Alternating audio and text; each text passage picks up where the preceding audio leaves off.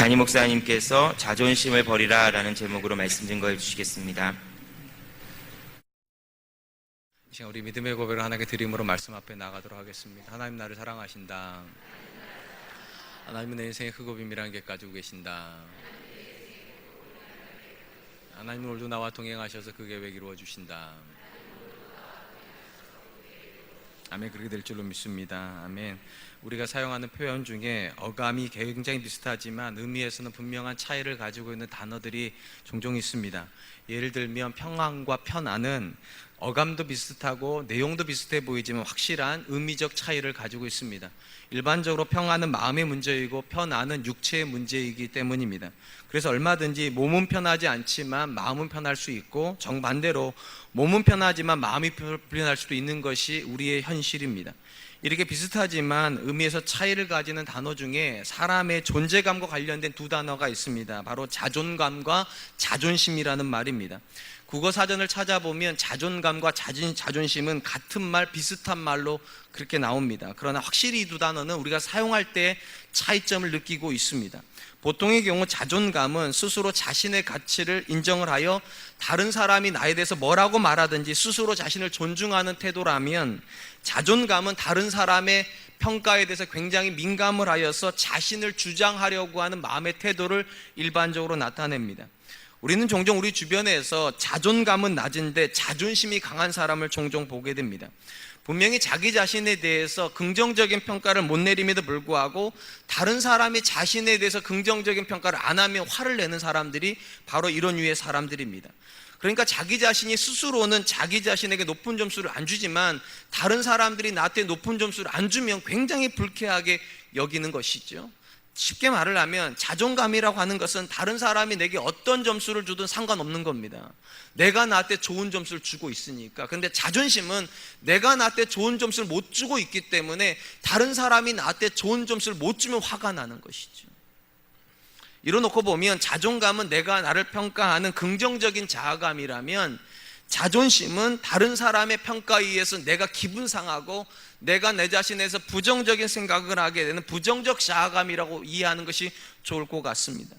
자존감과 자존심의 극명한 차이를 보여준 예를 좀 하나 들려고 합니다. 몽고 지역에서 선교 활동을 하셨던 영국인 출신의 제임스 길모어 목사님에 대한 예화입니다. 이 목사님께서 여인숙에서 머물면서 전도를 하셨는데, 어느 날 이 목사님께서 머무시는 여인숙에 몽골의 이제 지방 사람들이 와가지고 이 선교사님에게 막 욕을 퍼붓습니다. 이런 식으로 욕을 했다고 합니다. 이 눈도 먹고 심장도 먹는 서양 귀신아, 우리나라나 몽골이나 비슷한 것 같아요. 다 예수님을 서양 귀신으로 생각을 했으니까 눈도 먹고 귀도 파먹고 심장도 파먹는 이 서양 귀신아, 이렇게 놀렸는데, 이 길모아 목사님이 머물고 있었던 여인숙 주인은 아마 이 길모아 목사님에 대해 잘 알았던 듯 싶습니다. 이분이 너무 화가 나가지고 몽둥이를 들고 나가가지고 그 사람들을 때리려고 했는데 목사님께서 그 사람을 멈춰 세웠다는 겁니다. 이 여인숙 주인이 너무 화가 나서 이렇게 말을 했다는 거죠. 저놈들이 벌써 사흘 동안 당신에게 욕을 하지 않습니까? 그러자 길모아 목사님께서 이 여인숙 주인에게 이렇게 타일렀다고 합니다. 내 이름이 서양 귀신도 아니고 눈과 심장을 파내어 먹는 사람도 아닌데 그 말이 내게 무슨 상관입니까? 나는 저들의 영혼을 사랑합니다. 고로 나는 저들에게 기도할 수밖에 없습니다. 만약 길모아 목사님이 자존감이 낮고 자존심이 강한 사람이었다면 몽둥이를 들고 나가는 여인숙 주인 안 말랐을 거고, 심지어 자기도 몽둥이를 들고 나가서 때리려고 그랬겠죠. 근데 참 감사하게도 이 선교사님에게는 건강한 자존감이 있다는 거죠. 그가 한 말, 위대한 말이 이런 거지 않습니까? 나는 그들이 말하는 그런 사람이 아닌데 무슨 상관이냐고. 그들이 말하는 사람이 내가 아닌데, 내가 아는 나와 하나님이 아는 내가 그들이 말하는 내가 아닌데 내가 왜 그들의 말 때문에 상처받아야 되고 내가 왜 그들에게 화를 내야 되냐고. 나는 그런 사람 아니라고. 성도 안에 내재하고 있는 성령님은 확실히 하나님의 성품을 우리에게 부여하시는 그런 분임에 틀림이 없습니다. 이는 성령의 9가지 모든 열매가 은사적 측면이 아니라 성품적 측면이 강조가 되고 있기 때문입니다.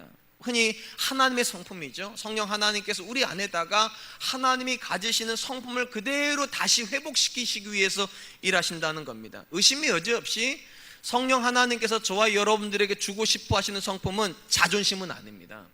저는 자존감이라고 확신합니다. 왜냐하면 자존심이 강한 사람의 특징이 뭡니까? 자존심이 강한 사람은 변화를 싫어합니다. 왜 변화를 싫어하는가? 자존심이 강하면 내가 누군가에게 나를 맞추는 것을 열등감이라 생각을 합니다. 그래서 절대로 안 하려고 합니다. 네가 나한테 맞추지 내가 너한테 왜 맞추냐고, 내가 왜 그래야 되냐고. 이게 자존심이 강한 사람들의 특징입니다. 나를 그 사람보다 무조건 높게 여겨야 되기 때문에 상대방이 나한테 맞춰야지 내가 그 사람 밑으로 들어가는 그런 행동은 절대로 안 하려고 합니다. 그런데 자존감은 뭔가? 내가 너한테 맞춰도 아무 문제 없는 겁니다. 내가 너한테 맞추다고 내가 너보다 낮은 사람은 아니니까. 이 부분에서 가장 모범을 보여주신 분이 예수님이십니다. 예수님께서 제자들의 발을 씻겨주신 다음에 뭐라고 말씀하셨는가? 요한복음 13장 12절 그리고 14절입니다. 그들의 발을 씻은 후에 옷을 입으시고 다시 앉아 그들에게 이르시되 내가 너희에게 행한 것을 너희가 아느냐? 내가 주와 또 선생이 되어 너희 발을 씻었으니 너희도 서로 발을 씻어주는 것이 옳으니라. 예수님 뭐라고 말씀하셨는가? 예수님이 스승인데도 스스로 낮추어서 그들의 발을 씻겨줬다면 너희가 서로 발을 씻어주는 게 너무나도 당연하다고. 쉽게 말하면 자존심이 강한 사람은 절대로 무릎을 꿇지 않아. 그리고 그들의 발을 안 씻겠지만 자존감이 높은 사람이라면 얼마든지 그들 앞에 무릎을 꿇고 그들의 발을 씻어줄 수 있고 심지어 내가 그들에게 맞춰주는 것도 아무 문제가 없다고. 여러분, 의심이 여지없이 이런 일이 가능한 이유가 뭘까요? 성령 하나님께서 저와 여러분들에게 주시는 건강한 자아감이요, 우리가 그들에게 맞춰질지라도 우리는 여전히 하나님의 자녀입니다. 이 건강한 자아감이요, 내가 아내에게 남편에게 맞춰질지라도 내가 그 사람보다 존재적으로 낮춰서가 아니라 하나님의 뜻이 이루어지길 원하고 하나님께서 그런 나를 귀하게 여기실 거니까 자존심 따위는 내려놓고 건강한 자아감을 가지고 그들에게 맞추어야 된다. 여러분, 예수님께서 제자들에게 한 말이 뭡니까? 내가 주고 너희의 스승이다. 쉽게 말하면 내가 아무리 발을 씻어도 주라는 사실은 안 바뀐다는 겁니다. 내가 무릎을 꿇고 너희의 발을 씻어준다고 해도 선생이라고 한 자아감은 안 바뀐다는 거예요. 너희도 똑같다는 겁니다. 너희가 누군가를 섬긴다 하여서 너희가 하나님의 자녀라는 자존감에는 아무런 문제가 없다고. 그러니까 자존심 따위는 내가 세우지 말고, 다른 사람이 나한테 맞추라고 자존심을 세우지 말고 자존감을 가지고 나를 당신에게 맞추겠다고, 나를 너한테 맞추겠다고, 그런 사람이 되라고 주님이 말씀하십니다. 오늘 본문의 말씀은 매우 이해하기 어려운 말씀 중에 하나입니다. 예수님께서 자신에게 도움을 요청하는 여인의 자존심을 깡그리 무시하고 심지어 철저하게 외면하시는 말씀을 기록하고 있기 때문입니다. 아무리 생각을 해봐도 이런 모습은 예수님에게 낯설어요. 예수님이 도와주고 싶어 하시는 분이시고 긍휼을 베푸시길 원하시는 분인데 어찌된 이 본문에서는 예수님이 이 여인을 자꾸만 공격하시는 것 같고 이 여인의 자존심을 자꾸만 뭉개시는 것 같은 상황을 보여주고 있기 때문입니다. 저는 그래서 이 본문의 말씀은 이런 의미라고 생각을 합니다. 때로는 하나님께서 우리 인생에 자존심을 완전히 무너뜨리는 상황을 만나게 될 때 과연 우리는 그 상황에서 하나님께 어떻게 반응을 해야 되겠는가? 오늘 말씀은 이렇게 시작을 합니다. 24절, 예수께서 일어나 거기를 떠나 두로 지방으로 가서 한 집에 들어가 아무도 모르게 하시려 하나 숨길 수 없더라. 예수님이 거듭된 비난을 경험을 하셨죠. 이 본문 바로 앞에서 예루살렘에서 왔던 서기관과 바리새인들이 무엇을 사람을 더럽게 하는가를 가지고 손 씻지 않는 음식을 먹은 제자들을 가지고 비난하는 모습을 경험을 했습니다. 그리고 계속적으로 비난이 다가오자 예수님은 한적한 곳으로 잠깐 쉬기로 결정하신 것 같습니다. 이미 마가복음 6장에서 제자들을 데리고 한적한 곳으로 가려다가 실패를 하셨죠. 사람들이 따라와 가지고 광야에 5,000명이 모이는 바람에 쉬지를 못하셨어요. 그래서 이번에는 이스라엘 땅이 아니라 이방인 땅으로 들어가기로 작정하신 것 같습니다. 그래서 이스라엘의 북서쪽에 위치해 있는 두로 지역, 이방인 지역으로 제자들을 데리고 들어가셨습니다. 한 집에 들어가셨는데 이 집이 유대인의 집이었는지 이방인의 집인지 그것이 중요한 건 아닙니다. 이 본문에서 중요한 건 그 집에서 한 이방인 여자를 만났다는 겁니다. 예수님께서 아무도 모르게 하시려고 했지만 소문이 나가지고 예수님이 그 집에 있다는 게 이미 알려져 버렸을 때 한 여인이 이 집을 찾아왔다는 거죠. 그리고 마가는 이 여인을 이렇게 소개합니다. 25절 26절, 이에 더러운 귀신 들린 어린 딸을 둔 한 여자가 예수의 소문을 듣고 곧 와서 그 발 아래 엎드리니 그 여자는 헬라인이요 수로보니게 족속이라 자기 딸에게서 귀신 쫓아내 주시기를 간구하거늘. 마가는 소문을 듣고 온 여자를 헬라인이고 수로보닉의 족속이라고 확실하게 소개합니다. 쉽게 말하면 이 여인은 이방인입니다. 그리고 귀신 들린 딸을 고쳐달라고 지금 간청을 하고 있다라고 기록을 합니다. 같은 본문을 기록하고 있는 마태복음을 보면 이 여인은 집에 들어와서만 간청한 게 아니라 예수님을 길가에서부터 큰 소리로 부르면서 자신을 구원해달라고, 자신의 딸을 불쌍히 여겨달라고 계속 외치고 있음을 보게 됩니다. 특별히 마태복음에서 주목할 내용은 이 여인이 예수님을 어떻게 불렀는가입니다. 그 당시 모든 유대인들은 예수님 뭐라고 불렀는가? 랍비여, 쉽게 말하면 선생님이여 이렇게 불렀습니다. 선생님이여 우리를 불쌍히 여겨주십시오. 선생님이여 할 수만 있으면 내 자녀의 병을 고쳐, 이런 식으로 접근을 했는데 놀랍게도 마태복음에서 이 여인은 예수님 누구라고 불렀는가? 주 다윗의 자손이요. 여기 주라고 하는 말은 우리가 말하는 구주란 뜻입니다. 주인이란 뜻이고요. 다윗의 자손이라는 말은 구약이 예언한 바로 그 메시아라는 거예요. 쉽게 말하면 그 당시에 유대인들은 그 누구도 예수님이 어떤 분인지 잘 몰랐는데, 심지어 예수님의 제자들도 저가 누신가 하여 그렇게 예수님이 누군지를 몰랐는데, 이방인 여자인 이 여인은 예수님이 누군지 정확하게 알았다는 겁니다. 주 다윗의 자손이요. 상식적으로 생각을 해보면 이렇게 분명하고 대단한 믿음을 고백하고 있으면 예수님께서 그녀를 쳐다보시고 너 참 대단하다고, 어떻게 그 믿음에 도달했냐고, 네가 간구한 그대로 될지어다 이렇게 말해주시면 굉장히 은혜로운데요, 이 본문은 거꾸로 흘러가 버립니다. 대단한 믿음을 고백을 하는데 예수님께서 쳐다도 안 보십니다. 긍휼을 아예 베푸실 생각이 없습니다. 오히려 마태복음상에서 보면 누가 이 여인을 불쌍히 여기는가? 놀랍게도 예수님의 제자들입니다. 마태복음 15장 23절, 예수는 한 말씀도 대답하지 아니하시니 제자들이 와서 청하여 말하되 그 여자가 우리 뒤에서 소리를 지르오니 그를 보내소서. 제자들이 보기도 너무 민망하다는 거예요. 큰 소리로 주 다윗의 자손이여 내 딸을 고쳐주십시오 그렇게 고래고래 소리를 지르는데 제자들이 보기에도 너무 안쓰럽다는 거예요. 얼마나 가슴이 찢어지면 저렇게까지 여자가 나와가지고 소리를 지르겠냐는 거예요. 이게 제자들이 말해요. 예수님 저 정도 했으면 부르셔서 고쳐서 보내시는 게 좋을 것 같습니다. 근데도 예수님은 냉철하십니다. 냉혹하십니다. 매정하십니다. 쳐다도 안 보시고 집으로 들어가 버리신 거죠. 아마도 이 여인이 그 집으로 따라 들어온 것 같아요. 한 번만 생각해 보세요. 여러분, 남자가 13명이 한 집에 들어갔습니다. 여자가 따라 들어오는 게 가능합니까? 지금 우리나라는요 남녀 7세 부동석 아니죠. 남자가 있어도 여자 가서 앉고 다 그러죠. 제가 어저께 우리 교사 야유회를 갔습니다. 고기를 구워 먹는데 제가 딱 앉았는데 아무도 제 옆에 안 앉아요. 아시죠? 제 옆에 있으면 밥을 못 먹는다고 안 앉아요. 그래서 부장 집사님 좀 앉으시고 장로님 앉으셨는데 여전히 여자분이 한 번도 안 오시길래 한 여자 집사님 불렀어요.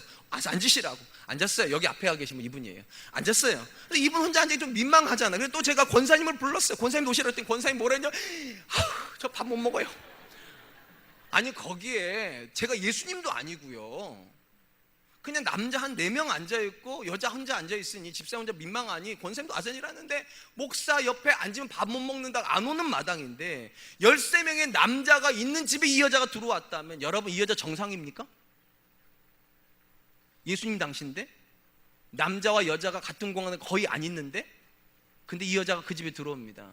어느 정도입니까? 그 정도 간절하다는 거예요. 그 정도 절박하다는 거. 그럼 들어줄 법한데 예수님이 쳐다도 안 봅니다. 사랑하는 성도 여러분, 오늘 본문이 우리에게 주는 충격이 뭔지 아십니까? 우리의 상식하고 예수님이 너무 다르다는 겁니다. 이 여인은 지금 온전한 믿음을 고백해요. 그 당시 어떤 누구도 예수님을 주 다윗의 자손이라고 부르지 않았던 시절에 이방인 여자가 이 정도 분명한 믿음의 고백을 했으면 주님이 쳐다보실 법도 한데 철저하게 외면해 버리십니다. 우리 상식을 완전히 배반을 하는 거죠. 우리는 내가 온전한 믿음을 고백하면 하나님이 나를 보시고 내 모든 환난을 비껴나가게 하시며 어떤 어려움도 안 주실 거라 생각을 하는데 성경은 거꾸로 간다는 겁니다.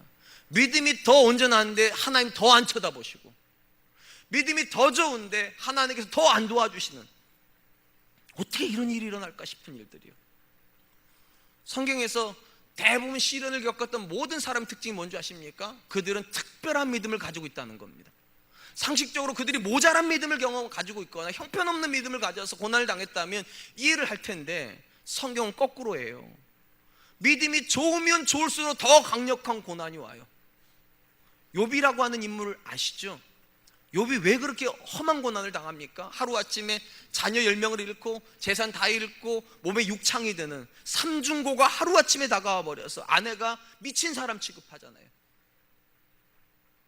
그가 혹시 믿음이 부족한 사람이었습니까? 혹시 그의 믿음은 잘못된 믿음이었습니까? 아닙니다. 성경에 뭐라고 기록하는가? 그는 동방의 의인이라고. 하나님께서 사탄에게 자랑하고 싶을 만큼 네가 욥을 주의하여 보았냐고. 참 멋있는 말이에요.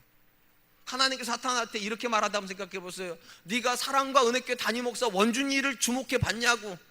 그와 같은 자고. 얼마나 영광일까요 제가. 근데 그런 일이 없어요. 전 형편없는 사람이니까. 근데 욥은 그런 인물이 아니에요.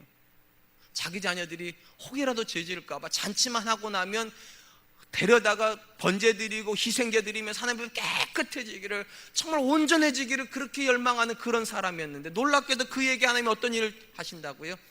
그 누구도 경험하지 않는 10명의 자녀가 하루아침에 죽어버리는 일이요. 하루아침에 모든 재산을 빼앗겨버리는 일이요. 하루아침에 건강했던 육신에 욕창이 들어서 벽돌을 가지고 득득 긁어야지만 살 수 있는 그런 일을 만들어 놓았어요. 왜 이런 일이 있는 걸까요? 참 감당하기 어려워요. 근데 적어도 제가 믿는 건 이것입니다. 하나님께서 욥을 통하여서 증명하고 싶은 건 이런 겁니다. 온전한 믿음, 온전한 믿음이 상황을 이긴다. 아무리 어려운 상황이라도 욥이 가지고 있는 그 온전한 믿음이 상황을 이긴다는 걸 보여주고 싶으신 거죠. 그리고 하나님 자신 있는 거죠. 욥이 가지고 있는 그 믿음이라면 얼마든지 그 상황도 이긴다. 자신이 있으니까 사탄한테 해보라고 그러는 거잖아요. 자신이 있으니까. 이 본문에서 왜 예수님께 이 여인에게 이렇게 냉혹할까요? 예수님이 아시는 거죠. 그 여인이 가지고 있는 믿음이 그 상황을 이길 수 있다는 것을. 아무리 외면하는 것 같고, 아무리 은혜가 안 오는 것 같고, 아무리 하나님께서 안 쳐다보는 것 같아도 그 온전한 믿음은 결국 그 모든 상황을 이겨낼 거라는 걸 그들에게 보여주시고 싶은 것인 거고, 또 주님이 확신하는 것이 있죠. 그렇게 온전한 믿음이라야 기적을 만들어낸다고. 그러니까 주님이 자꾸만 나빠지는 방향으로 몰고 가시는 거예요. 그러므로 사랑하는 성도 여러분, 혹시 저와 여러분들이 믿음 생활 잘 하려고 하고 이전보다 더 주님을 강력하게 붙잡으려고 하고 더 좋은 믿음을 가지려고 하는데 더 많은 어려움이 옵니까? 기억하세요. 하나님이 확신입니다. 하나님 확신. 여러분 안에 있는 그 믿음이 상황보다 강하다는 것을, 그리고 증명하기를 원하시는 거, 여러분을 통하여서요. 믿음이 상황을 이긴다는 것을요. 연약한 믿음은 상황을 못 이기기, 그래서 연약한 믿음에게는 하나님 고난을 잘 안 주십니다. 못 이기니까요. 근데 온전해지려고 하면 할수록 주님이 확신이 있는 거죠. 네 믿음을 통해서 한번 보여주자고, 저들한테 어떤 고난도 믿음을 꺾을 수 없다는 것을. 너라면 그걸 할 수 있을 것 같으니까 네가 감당하라고. 이 자리에 앉아있는 우리 사랑하는 성도님들에게 믿음은 증명의 통로가 되었으면 좋겠습니다. 하나님께서 살아계시고 그 살아계신 하나님을 향한 믿음이 상황을 이긴다. 어떤 여건도 이겨낼 수 있다. 내가 그렇게 하나님께 하나님 앞에서 내 믿음을 증명하리라. 그것이 저와 여러분의 믿음 되기를 축원드립니다. 예수님께서 아무리 외치고 침묵하셔도, 그리고 심지어 집에까지 들어가 버렸는데도 이 여인이 그 집을 따라 들어갑니다. 대단한 거라고 제가 말씀드렸어요. 그쯤 되면 예수님께서 너 진짜 대단하다. 어떻게 남자 13명이 있는 곳에 찾아 들어올 수 있냐. 네 믿음이 대단하다 이래야 될 것 같은데, 예수님이 거기서 또 한 번 이 여인의 가슴을 찢어 놓습니다. 마가복음 7장 27절, 예수께서 이르시되 자녀로 먼저 배불리 먹게 할지니 자녀의 떡을 취하여 개들에게 던짐이 마땅하지 아니하니라. 지금 예수님께서 이 여인을 뭐라고 부르시는 겁니까? 개라고 부르십니다. 개가 지금 주인의 밥상에 왔다는 거예요. 여러분, 물론 이 당시에 유대인들이요, 이방인들을 개, 돼지 취급한 건 맞습니다. 그들은 자기들만 구원받은 선민이고 나머지 이방인들은 지옥의 불쏘시개가 필요해서 하나님께서 만들었다고 그렇게 생각했던 시절이니까 유대인들은 그들을 개라고 불렀고 그들의 마을 나올 때는 먼지를 털어버렸던 거죠. 근데 유대인들이 그렇게 말하면 그럴 수 있는데 이 본문에서 누가 그렇게 얘기를 하시는가? 예수님이요. 그러니까 더 상처가 되는 거예요. 다른 사람이 그런 말하면 그럴 수 있는데 적어도 예수님이 누굽니까? 인류의 구원을 위해서 오셨다고 성경이 그렇게 하잖아요. 하나님이 세상을 이처럼 사랑하사, 그 세상에 이 여인도 포함되는데 왜 예수님은 이 여인을 개라고 그러시냐고요. 예수님께서 정말로 이방인들 미워하시는 거 아니에요. 마태복음 8장에 보면 이방인 백부장이 예수님께 와가지고 자기의 사랑하는 종이 병들어서 죽게 되었으니까 고쳐달라고. 그때 예수님이 뭐라고 말씀하십니까? 내가 너희 집에 가서 고쳐주겠다고. 기억나시죠? 그러니까 예수님은 절대로 이방인이기 때문에 모른다 하시는 것도 아니고 이방인이기 때문에 모멸감을 주시는 것도 아니에요. 이 부분은 특별한 의미가 있어요. 예수님이 그렇게 하시고 싶어 하셨던 이유가 있다는 거예요. 도대체 무슨 이유였을까? 이 부분을 이해하려면 우리가 지난 시간에 살펴봤던 내용이 뭐였는지를 기억해야 됩니다. 지난 시간에 우리는 어떤 내용을 살펴보았는가? 무엇이 사람을 더럽게 만드는가? 장로의 전통은 뭐라고 그랬습니까? 바깥에서 들어가는 것이 사람을 더럽게 만든다. 예수님의 주장은 안에서 나오는 것이 사람을 더럽게 만든다. 오늘 본문의 이 여인은 장로의 전통의 관점에서 이 여인은 더러운 여인입니다. 왜냐하면 그녀는 매일 먹는 음식이 유대인 관점에서는 더러운 음식들입니다. 돼지고기 먹고 더러운 것들 먹으니까 이 여인은 부정한 여인이에요. 그죠? 더러운 게 들어가니까. 또 심지어 예수님께서 이 여인의 마음속에다 집어넣고 있는 고백들이 다 뭡니까? 개라고, 너는 내 자녀 아니라고, 쳐다도 안 보고 외면하시는 이 상황은 이 여인을 절망하게 충분해요. 죄인으로 만들기에 충분해요. 악해지게 만들기에 충분해요. 근데 놀라운 것은 이 본문에서 예수님께서 이 여인에게 주시는 이 나쁜 고백이 다 들어갔는데도 나오는 고백은 나쁘지 않아요. 바깥에서 들어가는 게 사람을 더럽게 만드는 게 아닙니다. 하나님께서 여러분들에게 주시는 낙심적인 상황 때문에 여러분들이 나쁜 사람 되는 게 아닙니다. 믿음이 없어서 나쁜 사람 되는 겁니다. 온전한 믿음이요. 어떤 상황에서도 주 다윗의 자손이라고 이 분명한 믿음의 고백과 이 심장을 움직이게 만들면 아무리 상황이 낙심적이고 아무리 사람들이 나를 모멸감을 주고 아무리 사람들이 심지어 예수님께서 내 자존심을 뭉개도 심지어 개라고 불러도 포기하지 못하는 거죠. 더러운 사람이 아니니까. 이 여인은요. 이 여인이 예수님께 뭐라고 대답합니까? 주님께서 나쁜 걸 다 집어넣어 주셨는데, 온갖 모멸감을 다 집어넣으셨는데, 온갖 자존심은 다 뭉개주셨는데, 근데 이 여인이 그걸 다 받아 먹고 나서 뭐라고 이야기를 하는가? 마가복음 7장 28절, 여자가 대답하여 이르되 주여 올소이다마는 상 아래 개들도 아이들이 먹던 부스러기를 먹나이다. 참 멋있어요. 그 많은 낙심, 절망, 좌절을 하는 모든 말을 듣고 주님께 이렇게 말합니다. 주님 말씀이 옳습니다. 저는 개가 맞습니다. 주님께서 저 인정 안 하셔도 됩니다. 저 이방 여자하고 죄를 먹고 마시는 돼지 개만도 못한 여인이 맞습니다. 그런데 소망이 있다는 거예요. 자녀의 상에서 떨어지는 음식을 개가 먹는다고. 나는 그 개가 받는 부스러기 은혜만 있어도 된다고. 주님이 나한테 온전한 관심 안 가지셔도 된다고. 나는 그렇게 대단하지 않으니까 주님이 특별하게 대접 안 하셔도 된다고. 그런데 개에게도 부스러기의 은혜가 있지 않냐고. 나는 그 은혜면 된다고. 주님이 나를 모른다만 안 하시면 된다고. 궁금한 건 이거예요. 도대체 이 여인은 어디서 그 소망을 가지는 걸까요? 도대체 이 여인이 가지고 있는 온전한 믿음의 정체가 뭘까요? 이 여인의 믿음의 정체는 이 말씀입니다. 예수님께서 뭐라고 말씀하셨는가? 자녀로 먼저 배불리 먹게 할지니. 여기서 중요한 말은 거예요. 자녀가 먼저 먹고 나면 그 다음에 누가 먹는다는 얘기입니까? 개가 먹는다는 거예요. 쉽게 말하면 주인의 밥상에서 개가 배제되지 않는다는 겁니다. 이 말은 오늘날의 성도들은 절대 이해 못합니다. 왜냐하면 오늘날에는 개밥하고 사람 밥이 다르잖아요. 그러니까 주인이 먼저 먹고 개가 그런 거 없잖아요. 주인이 먹는 밥 따로 개밥 따로인데 이 당시는 주인 밥과 개밥이 같아요. 주인이 먹고 남으면 개가 먹는 거예요. 이 여인이 주님의 말에서 소망을 갖죠. 먼저란 단어를 쓰셨잖아요. 그럼 나중에 있다는 거잖아요. 만약에 주님이 이렇게 말했단 말이에요. 주인의 밥상은 사람만 먹는 거라고. 어디서 개가 여기 와 있냐 이랬으면 끝난 거예요. 이거는요. 근데 주인이 뭐라고 그래 말해요? 먼저 자녀로 배부르게 한다. 그 말은 뒤에 게 있다는 거죠. 개에게 떨어지는 게 있다고. 이 여인이 이렇게 말합니다. 내가 개여도 괜찮다고. 주님의 밥상에서 내가 배제만 안 된다면 저는 괜찮다고. 참 저는 이게 참 저한테 참 어려운 이야기예요. 사랑하는 성도 여러분, 저 여러분들 신앙생활 하면서 가장 우리를 괴롭게 하는 게 뭡니까? 내가 주인공이 아닌 거 아닙니까?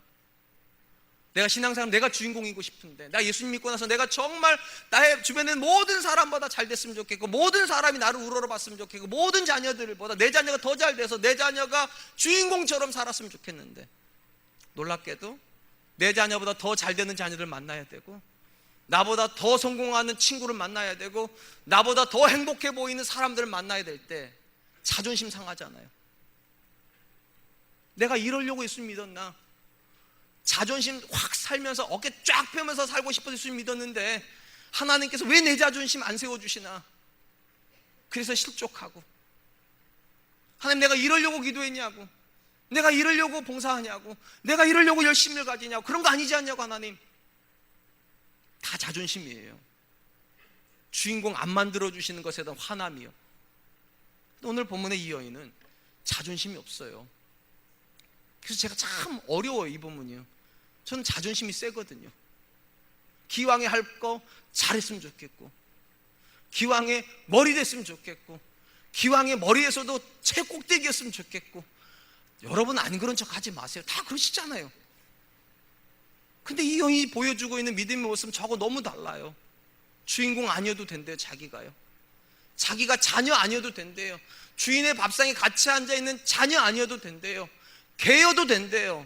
대신에 주인이 기르시는 개면 된다고. 내가 주인공 아니어도 하나님께서 나만 기억해 주시면 되고, 내 자녀가 주인공 아니어도 하나님께서 내 자녀 아시기만 해주시면 난 된다고. 건강한 자존감이요. 왜 우리가 이렇게 신앙생활이 힘들까요? 제가 볼 때 여러분들이나 저나 굉장히 복받은 사람 아닙니까? 대한민국에서 정자동에 있는 교회 다닐 정도면 복받은 거 맞아요. 아니에요? 뭐 외제차 못 타, 국산차 타고 다니시잖아요. 국산차 없으면 큰 차 타고 다니시잖아요. 버스요. 버스 없는 게 얼마나 많은 줄 아세요? 전 세계에 여러분. 지하철 없는 도시가 얼마나 많은 줄 아세요? 그렇게 따지면 이 정도 했으면 되는데 왜 그 알량한 자존심 때문에, 내가 다른 사람보다 잘나야 된다, 내 자녀가 다른 사람 성공해야 된다, 왜 그 알량한 자존심 때문에 주시는 은혜를 자꾸만 망각합니까? 우리가 부스러기 은혜만 있어도 귀신 들린 딸이 나아요. 여러분, 엄청난 은혜를 받아야지, 엄청난 성공을 해야지, 엄청나게 위대한 뭔가를 해야지만 내가 하나님께 사랑받는 거 아니에요. 아무 상관없어요. 건강한 자존감만 있으면 돼요. 하나님이 나를 아시면 되지, 하나님이 내 이름 석자 기억해 주시면 되지, 뭐 그렇게 대단한 게 필요할까?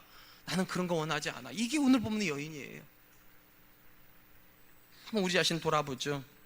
우리는 뭐를 원합니까? 자존심입니까?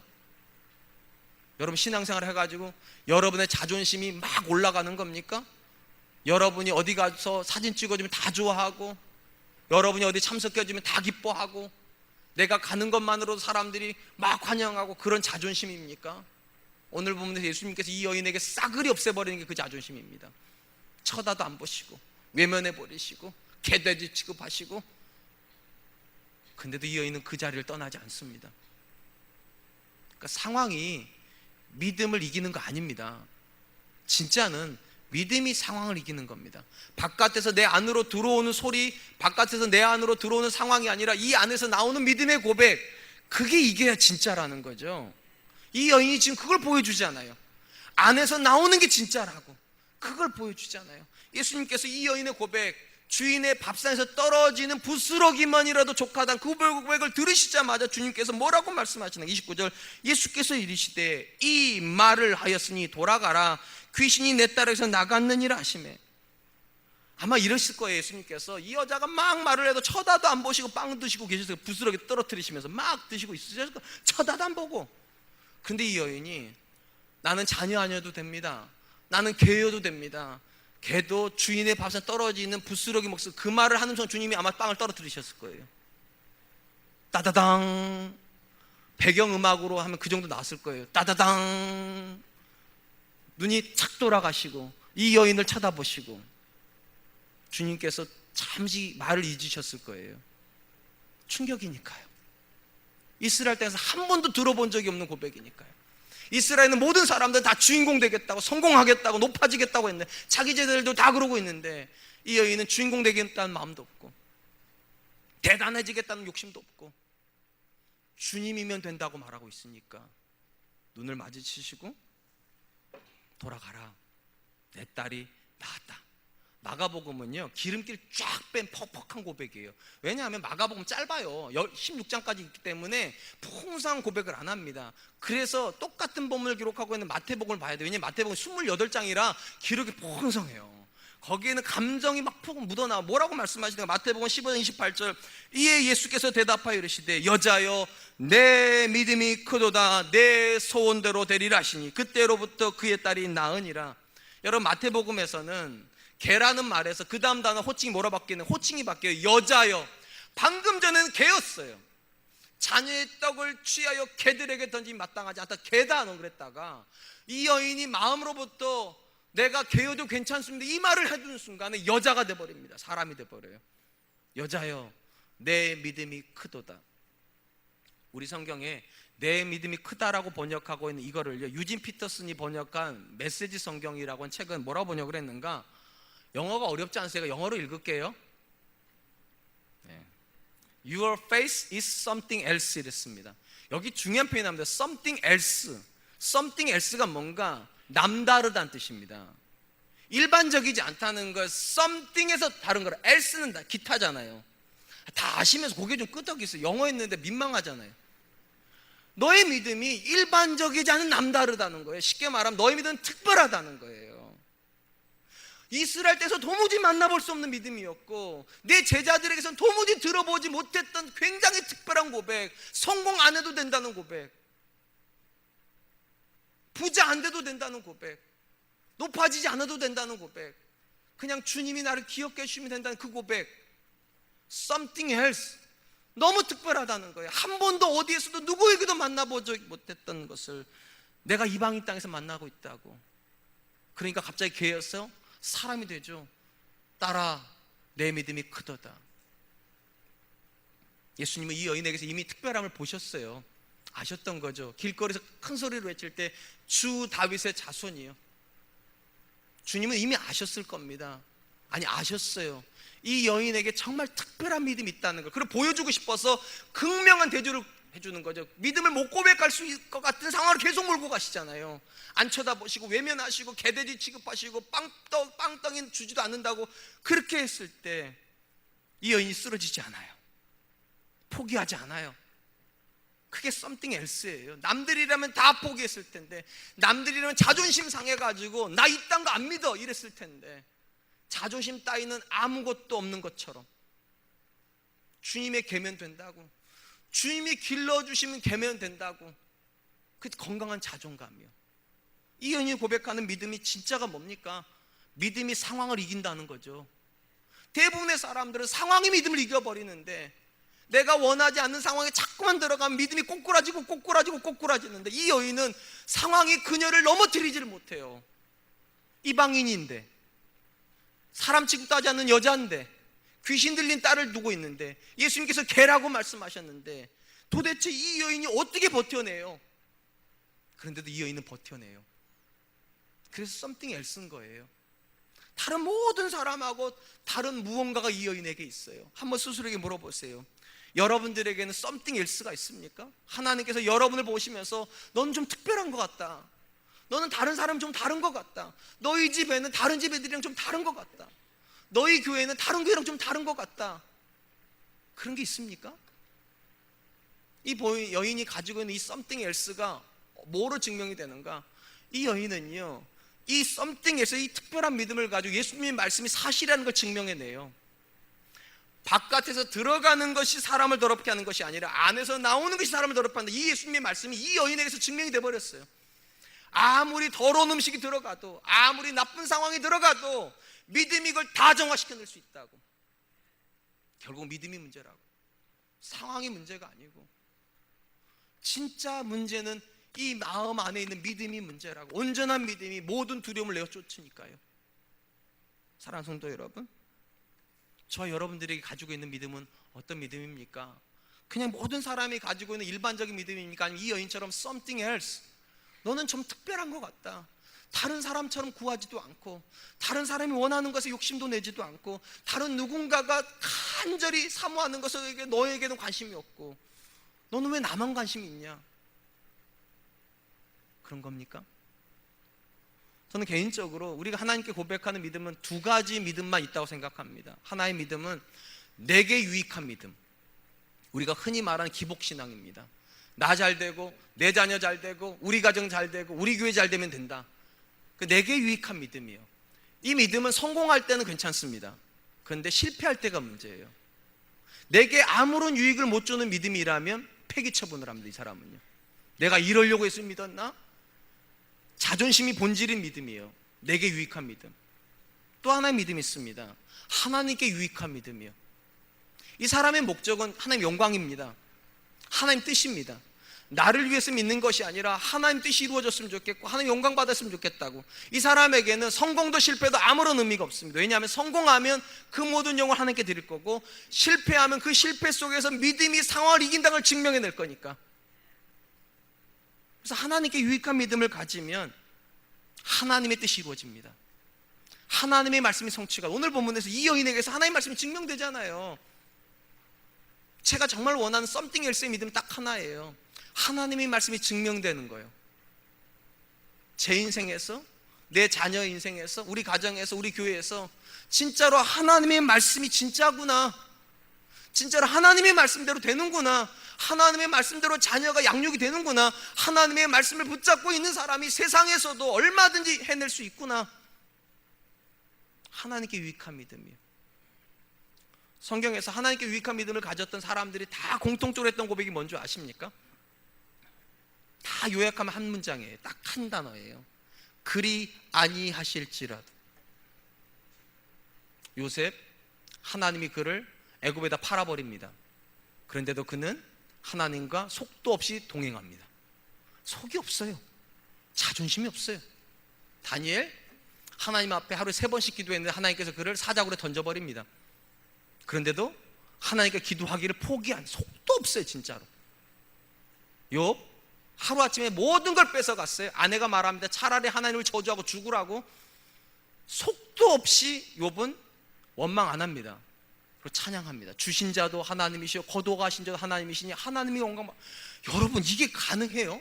도대체 사람이라고 하니 속이 있어야 하잖아요. 속이요. 알량한 자존심도 없냐고 그러잖아요 우리가요. 그 자존심이 있으면 그러면 안 되는데. 참 신기하죠? 믿음은 그 자존심을 다 빼내버리죠. 뭐만 집어넣는가? 자존감만요. 그리 아니하실지라도 하나님께서 반드시 일하실 거라고. 내가 원하는 대로, 내가 꿈꾸는 대로 일이 벌어지지 않을지라도 하나님께서 반드시 이루실 거라고. 모든 것은 반드시 합력하여 선이 될 거라고. 뭐가 진짜입니까? 자존심 세우는 겁니까? 내 생각을 하나님 앞에 고래고래 외치는 겁니까? 상처받았다고 말하는 겁니까? 성경에 없는 믿음이에요. 성경이 말하는 모든 믿음은 하나님께 상처받는 믿음이에요. 하나님께 위로받는 믿음이 아니라 하나님께 상처받는 믿음이 먼저예요. 하나님 왜 그러세요 저한테? 한 번만 내 자녀 길 열어주시면 안 돼요? 한 번만 하나님 내 남편에게 치유의 은혜 베풀어 주시면 안 돼요? 한 번만 우리 사업 잘 되게 해주시면 안 돼요? 왜 하나님 이러세요? 상처받았다가. 근데 하나님, 그래도 하나님 내 아버지시잖아요.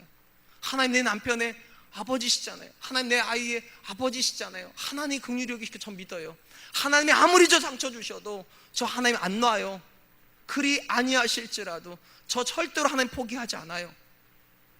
그게 자존감이에요. 사랑하는 성도 여러분, 사람으로 살려면 자존심이 필요할 겁니다.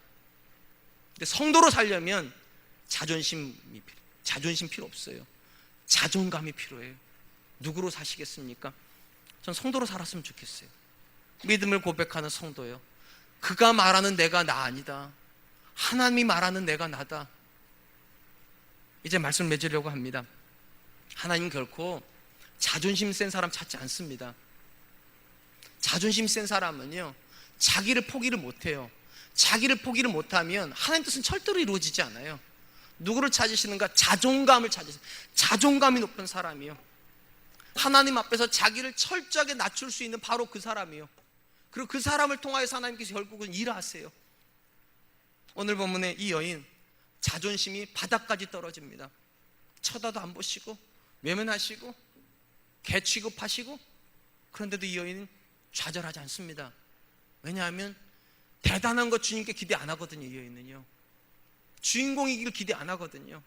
그냥 하나님이 기르시는 개여도 괜찮다고, 그거면 족하다고, 주님의 집에 있는 그 존재면 족하다고. 성공을 꿈꾸지 마세요. 권력을 꿈꾸지 마세요. 심지어 행복도 꿈꾸지 마세요. 딱 하나만 꿈꾸세요. 주님이면 됩니다. 나는 그거면 됩니다. 그게 이번 한 주간 저와 여러분이 고백하는 건강한 자존감이 될 수 있기를 주님의 이름으로 축원드리겠습니다. 이제 우리 이렇게 찬양할 텐데요, 새롭게 하소서 찬양하려고 합니다. 뭐가 새로워져야 될까? 자존심에서 자존감이요, 성공에서 주님이요. 본질이 거기에 있어요. 내가 건강한 자존감 가지는 거, 그리고 내가 주님과 동행하고 있으면 그거면 족하다는 이 마음이에요. 찬양드리면서 하나님, 내 안에 있는 모든 것이 주님만을 바라고 주님이면 족하다고 그렇게 말하는 심령으로 변화되게 해주십시오. 우리 같이 한번 찬양하겠습니다.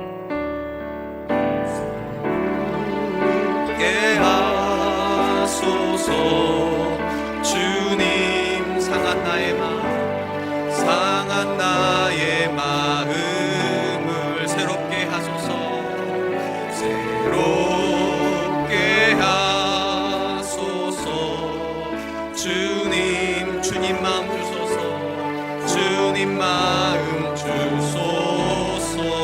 내 안에 있는 모든 것들을 간절히 주님만 원합니다.